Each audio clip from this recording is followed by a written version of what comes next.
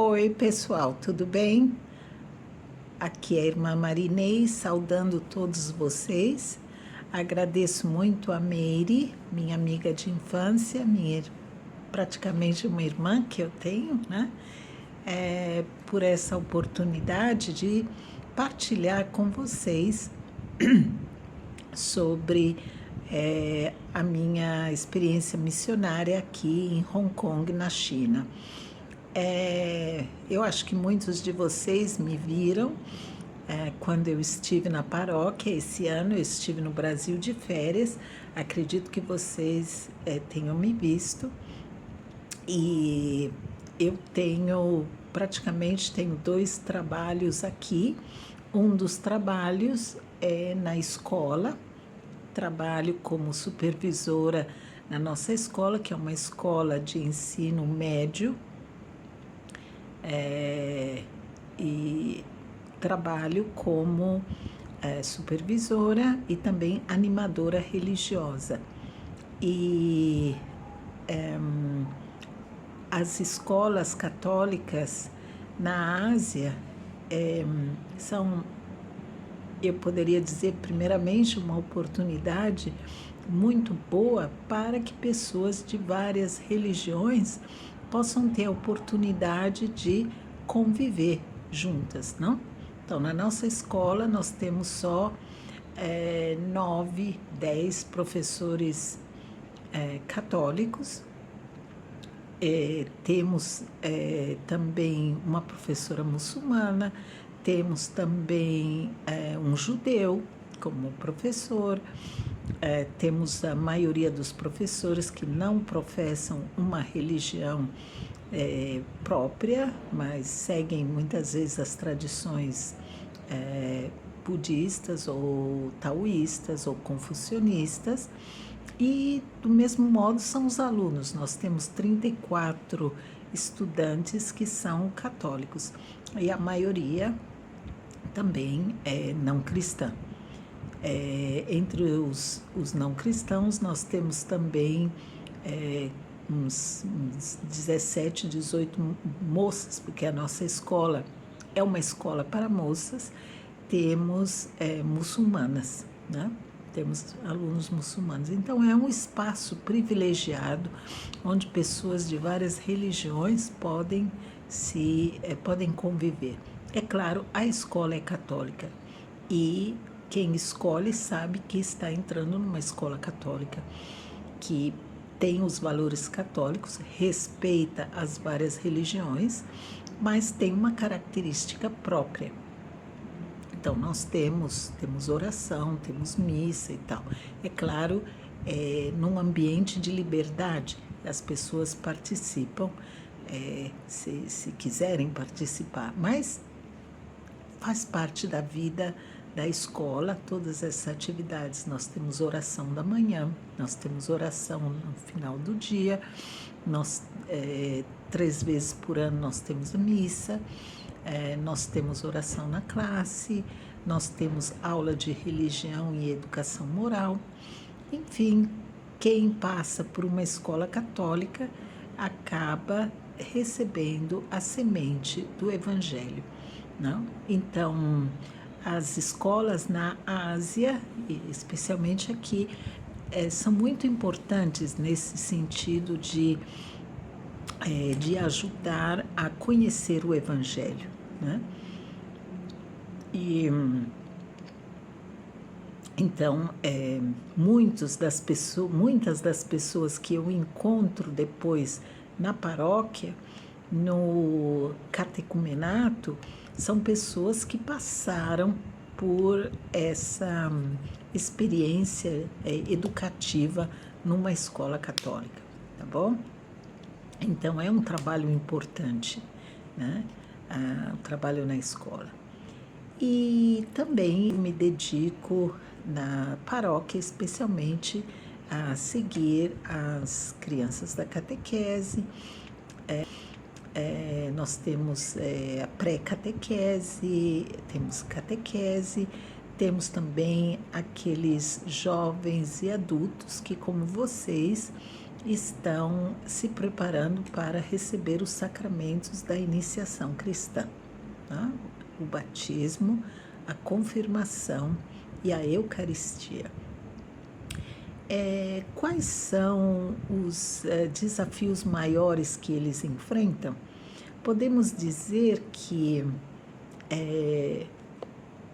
para o batismo, muitos dos que vêm participar do caminho do catecumenato, que dura quase 2 anos, né? Eles, na família deles, não tem outros cristãos, não? Às vezes tem, às vezes eles são os únicos a quererem receber o batismo, talvez porque passaram numa escola católica, talvez porque conheceram amigos e amigas católicas, talvez porque casaram com alguém que é católico. Alguns passaram por alguma experiência de morte, por experiências de sofrimento, doença. Tem vários motivos pelos quais uma pessoa pode acabar vindo ao catecumenato. Nem sempre é fácil, nem sempre muitas vezes é difícil, tem todo um desafio, né? Porque, por exemplo, um dos desafios para os idosos chineses, não? É o filho. O filho homem é aquele que deve depois fazer as cerimônias tradicionais para os pais quando eles morrem. Então, seria fazer as cerimônias para os deuses deles, não? Agora, se um se torna católico, não fará mais isso, né? Não é que não reza pelos mortos, não é que não reza pelos ancestrais, reza, mas do modo católico, não do modo pagão, a gente pode dizer, não cristão, né? E isso muitas vezes gera um certo conflito nas famílias, né? Porque aqui é muito importante o respeito aos mortos. Os funerais são funerais muito elaborados, né? Então, muitas vezes, quando na família tem um cristão que não vai fazer todas aquelas cerimônias, então a coisa não é fácil, né? Depois também eu vejo muitas vezes aqueles que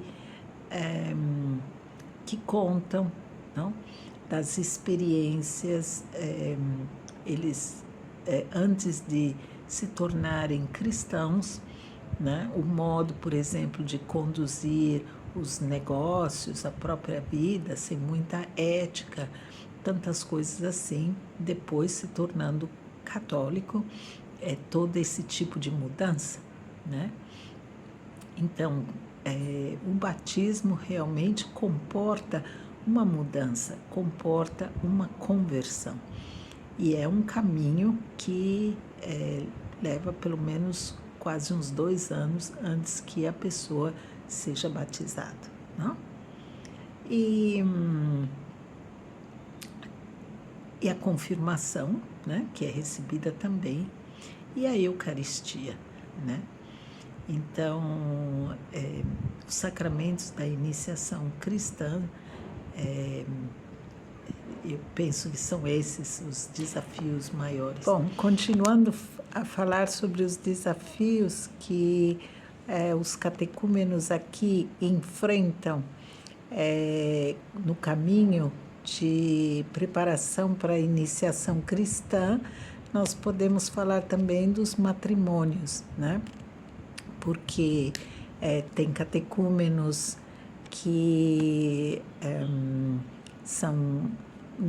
já estão numa segunda união, então foram casados e Então precisa ver como resolver a questão matrimonial. Tem também aqueles que nessa segunda união são casados, se casaram civilmente com algum católico e agora querem também receber o batismo. Então tem todas essas questões a serem vistas, a serem resolvidas, e aí é importante receber as devidas preparações e dispensas também, a verificação do matrimônio anterior e toda essa questão. Então tem a questão dos divorciados, tem a questão daqueles que conviveram. Acho que esse tipo de problema, de desafio tem no mundo inteiro, não? Também aí no Brasil. Então é muito importante ajudá-los a compreender qual é o pensamento da Igreja católica sobre o matrimônio. Se eles decidem agora serem batizados, devem ter muita consciência que não vão poder dissolver o matrimônio, não? Então, que o divórcio não é permitido, e todo esse tipo de coisa. Então, tem toda uma preparação nesse sentido também, né? Bom, podemos também falar. Bom, antes eu já tinha falado alguma coisa sobre o batismo. Não é fácil realmente numa sociedade como a nossa aqui em Hong Kong, muito competitiva, pessoas também muito materialista, né? Uma sociedade muito materialista. Agora nós temos também muita gente vindo da China com também é uma sociedade, os chineses como cultura, como povo, são religiosos, né? Porém a sociedade do país como tal é muito materialista, é ateia, né? Então não é fácil realmente entrar nos valores cristãos, é todo um caminho que se faz, né? Mas a gente vê também um caminho de conversão muito bonito, né? Tem também pessoas que mudaram de emprego porque realmente se deram conta que aquilo que faziam eram coisas ilegais, eram coisas que não eram permitidas segundo a ética cristã. Então, para serem de acordo com o sacramento do batismo, não? Então acabaram deixando até o emprego que tinha, né? Tem muitos casos realmente de conversão, né? Então, falei do batismo, falei da confirmação, né? Que aqui também tem o desafio de realmente entender a importância da participação na missa, né? Especialmente depois da pandemia, com a história da missa online, não? Muitas vezes acontece que desvalorizou um pouco a importância da participação presencial na missa. Então, é uma coisa que muitas vezes a gente insiste no catecumenato, que não é suficiente participar do encontro semanal da catequese. A importância de participar da celebração eucarística, né? E toda a preparação para isso. Podemos também falar que, é claro, tem também, antes tinha mais, agora menos, né? Porque muita gente daqui emigrou pelas situações sociais e políticas de Hong Kong, acho que vocês sabem, né? Um pouco como a situação aqui mudou. Antigamente também tinha isso, que às vezes as pessoas procuravam o batismo por causa do interesse também de entrar, de colocar os filhos numa escola católica, né? Agora tem menos isso, porque tem menos competição para entrar numa escola católica, é muito mais fácil do que era antes. Então, acho que isso também ajuda a purificar as intenções de receber um batismo, né? Acredito que isso agora, como tem menos crianças, menos jovens também querendo entrar em instituições católicas, não necessariamente se vai procurar o batismo por essas razões. Falando um pouco do desafio do sacramento da reconciliação, né? A confissão, na cultura chinesa se privilegia muito a face, né? Eles falam assim, a pessoa não é fácil para eles realmente a face, quer dizer, a cara, né? Não se perde a cara na frente das pessoas. Então, não é muito fácil também confessar os próprios limites, confessar o próprio pecado. Não é tão fácil, né? Mas acho que isso não é fácil para ninguém no mundo inteiro, né? A gente reconhecer os próprios pecados, reconhecer os próprios limites, não só eu e Deus, mas também através do ministério da igreja, né? Então, esse é uma dificuldade, você pode dizer, é um desafio que tem. Depois, podemos também dizer o sacramento da ordem, né? Aqui, como muitas famílias têm um filho, mesmo que em Hong Kong não tenha a política de um filho só, porém, aqui também, muitas vezes, as famílias têm um único filho, uma única filha. Então, não é fácil realmente contemplar que o próprio filho, a própria filha, siga uma vocação. Então, isso também é uma questão, né?